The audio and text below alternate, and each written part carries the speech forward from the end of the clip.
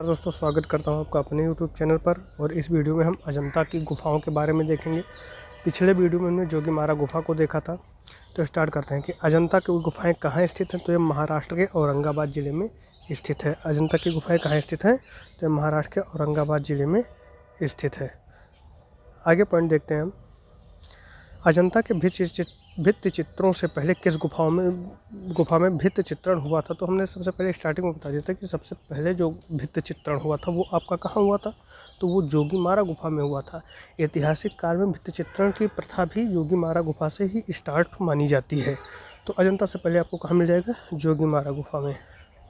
ठीक।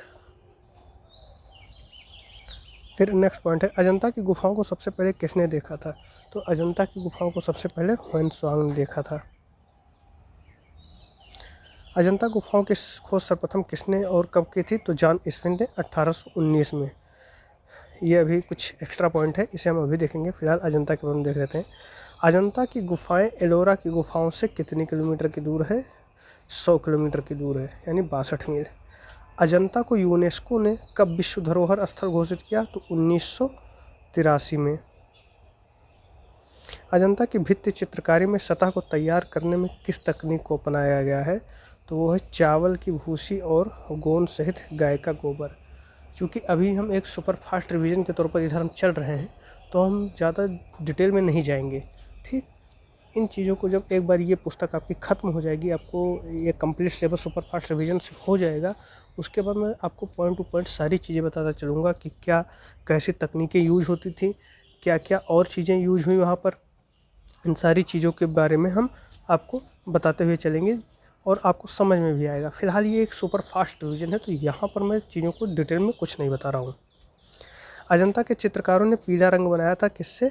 सांख्यिया के भस्म से। महात्मा बुद्ध का गृह त्याग अजंता की किस गुफा संख्या में चित्रित है? 16वीं। ये सब इंपॉर्टेंट क्वेश्चन है, ये पूछे जाते हैं कि किस गुफा संख्या में कौन से चित्र अंकित हैं। तो ये आपको ध्यान रखना है और बहुत कायदे से ध्यान में रखना है, क्योंकि इससे अक्सर क्वेश्चन पूछे जाते हैं। और एक बात और है कि जो ये अजंता की गुफा है ये बौद्ध धर्म से संबंधित है। नेक्स्ट है, अजंता के चित्र व मूर्ति किस धर्म से संबंधित है? तो ये बौद्ध धर्म से संबंधित है। अजंता में परिप्रेक्ष्य किस रूप में प्रयोग हुआ है? तो काल्पनिक परिप्रेक्ष्य का प्रयोग हुआ है। अजंता की किस गुफा में मरणोन्मुखी राजकुमारी चित्रित है? गुफा संख्या 16 में। ये भी इंपॉर्टेंट क्वेश्चन है, ये भी कई बार पूछा गया है। तो मैं बार बार आपसे यही कहता हूँ कि आपको पूरी चीज़ें याद रखनी है कि कौन सी गुफा संख्या में कौन से चित्र पाए गए हैं, किन गुफा संख्या में कितने चित्र हैं, और कैसे उनकी मतलब उनका माध्यम क्या है, परिप्रेक्ष्य क्या है, ये सारी चीज़ें आपसे पूछी जाती है वहाँ पर। तो ये डिटेल में बहुत अच्छे से आपको पढ़ना पड़ेगा। ये तो एक सुपर फास्ट रिवीजन है, यहाँ पर वो चीज़ें नहीं हो पाएंगी। बस ये यहाँ पर आप रट्टा मार टाइप का कर सकते हैं। और ये किताब तभी आपके लिए हितकारी है जब आप एक बार अच्छे से कोई अच्छी पुस्तक पढ़े होंगे तो। नहीं तो ये आपको रटने जैसी प्रवृत्ति की तरफ लेकर जाएगा, और जहाँ पर आपके प्रश्न के गलत होने की संभावना बढ़ जाएगी। 16वीं गुफा का भाव चित्रण की दृष्टि से कौन सा चित्र सर्वोत्तम है? तो यह है मरती राजकुमारी का। अजंता की सर्वप्रथम बनी प्रतिलिपियाँ कहाँ प्रदर्शित हुई? तो क्रिस्टल पैलेस, इंग्लैंड में सबसे पहले प्रदर्शित की गई। अप्सरा नामक चित्र अजंता का किस गुफा में है? तो गुफा संख्या 17 में है। अजंता की प्रमुख गुफाएं एवं चित्र यहाँ पर दिया हुआ है। आप इसे बार बार प्रैक्टिस करें ताकि जो इसमें दिया हो वो तो आपको याद हो ही जाए। कोई अच्छी पुस्तक होगी उससे भी पढ़ें, उसमें इसके अतिरिक्त और क्या दिया हुआ है, ये चीज़ें भी आपको ध्यान में रखनी रहेगी। आइए हम देख लेते हैं। गुफा संख्या 17 में हंस जातक है। गुफा संख्या 17 में ही शिव जातक है। गुफा संख्या 1 में मार विजय का चित्र है। गुफा संख्या 2 में सहस्त्र बुद्ध का चित्र है। गुफा संख्या 17 में राहुल समर्पण का चित्र है। गुफा संख्या 16 में बुद्ध की पाठशाला है। गुफा संख्या 17 में वेंसांतर जातक है। गुफा संख्या 17 में ही श्रृंगार करती राजकुमारी है। गुफा संख्या 1 में पद्मपाणि बोधिसत्व है। गुफा संख्या 2 में सुनहरे मृग द्वारा धर्मोपदेश भी है।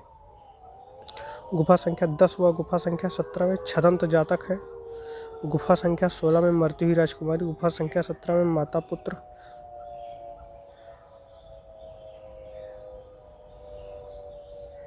गुफा संख्या 2 में बुद्ध जन्म। गुफा संख्या 1 में राज दरबार में ईरानी दूत। गुफा संख्या 16 में बुद्ध उपदेश था, गुफा संख्या 17 में श्याम जातक था, गुफा संख्या 2 में सर्वनाश और गुफा संख्या 2 में प्राणों की भिक्षा, शांतिवादी जातक। ठीक, ये आपको जो दिए हैं कि गुफाओं में कुछ ही गुफाओं में चित्र मिले हैं, उन्हीं को याद रखना है, सारे गुफाओं में आपको चित्र नहीं मिले हैं। तो इतना आपको ध्यान में रखना है, ये आप बार बार लिखकर भी प्रैक्टिस कर सकते हैं और यहाँ से क्वेश्चन बनना ही बनना होता है। ठीक, नेक्स्ट पॉइंट देखते हैं।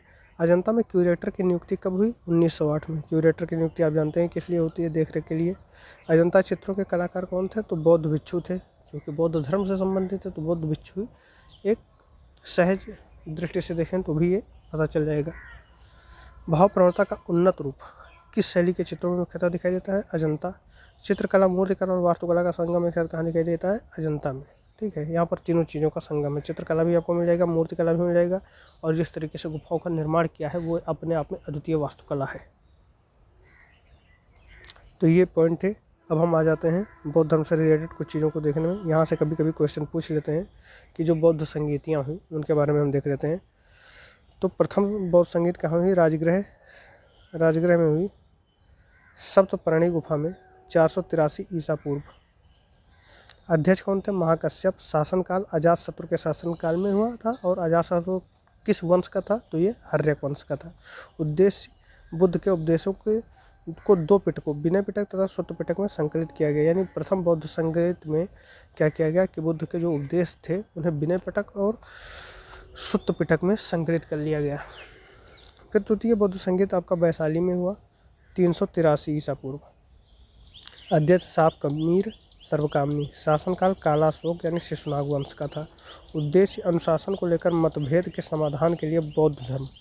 अनुशासन को लेकर मतभेद, जो अनुशासन बौद्धों में अनुशासन था उसको लेकर जो मतभेद उत्पन्न किए उनके समाधान के लिए बौद्ध धर्म अस्थावीर और महासंघिक 2 भागों में बट गया अनुशासन को लेकर।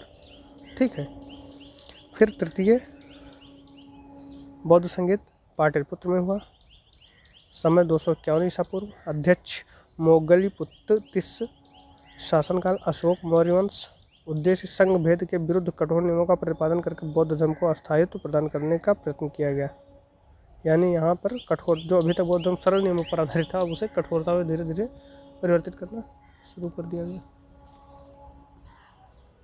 बौद्ध संगीत के बारे में तो स्थान क्या था? पाटलिपुत्र। समय 251 ईसा पूर्व।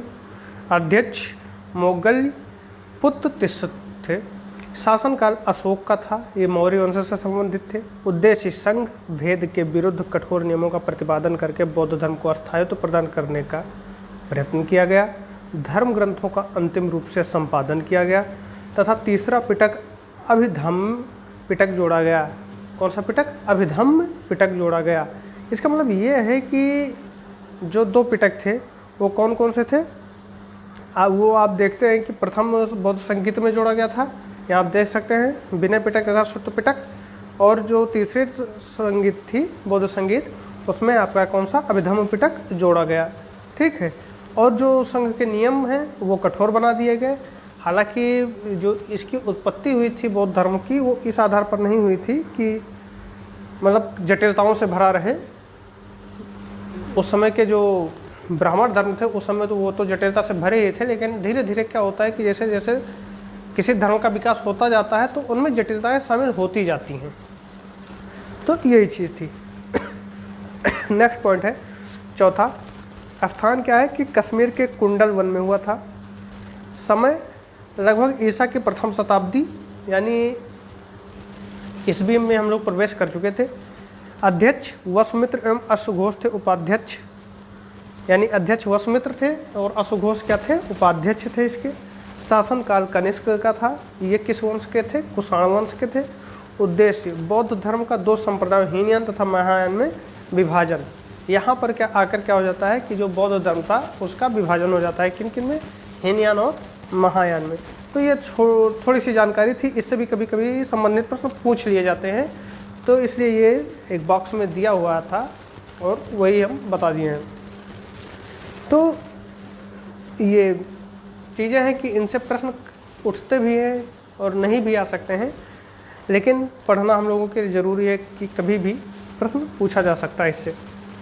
तो ये आपका हो गया बौद्ध संगीत से संबंधित चीज़ें। कब आयोजित हुआ, कहाँ आयोजित हुआ, अध्यक्ष कौन था, उद्देश्य क्या था, ये 4 चीज़ें थी, उनके बारे में हम जान लिए हैं। तो इस तरीके से अजंता गुफाओं का जो स्टार्टिंग है वो हम कर चुके हैं और धीरे धीरे हम इसे 2 या 3 खंडों में इसे कंप्लीट कर लेंगे अजंता गुफाओं को। ठीक है, तो इस वीडियो में बस इतना ही। अगर ये वीडियो आपको पसंद आया हो तो प्लीज़ लाइक शेयर सब्सक्राइब जरूर करें। धन्यवाद।